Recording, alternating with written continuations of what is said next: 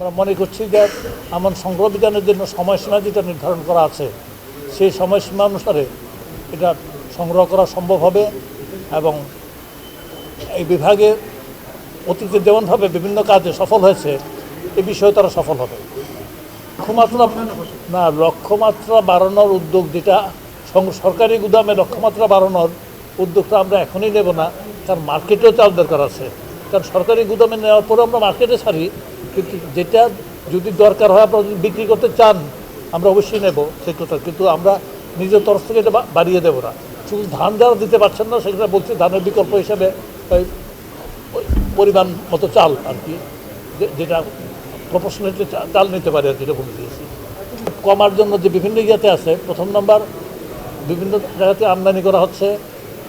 আমরা কিন্তু আমদানিগুলি করছি গুদামে ধরে রাখার জন্য না, আমরা কমার না, গুদামে যেমন আমরা রাখবো আমরা আছে ঠিক তেমনভাবে মার্কেটে আপনি দেখেন যে ওএমএস চালু করা আগে ছিল, টিসিবির মাধ্যমে ওএমএস ছিল, এখন খাদ্য বিভাগের একটা ওএমএস কার্যক্রম ছিল, কিন্তু ফসলি মৌসুম দেখে কিছুদিনের জন্য এটা মফস্বলে স্থগিত রাখা হয়েছিল, আবার এটা চালু করে দেওয়া হয়েছে। প্রতি কার্য দিবসে প্রতি উপজেলায় 2 মেট্রিক টন করে চাল এখানে ওএমএসে দেওয়া হচ্ছে।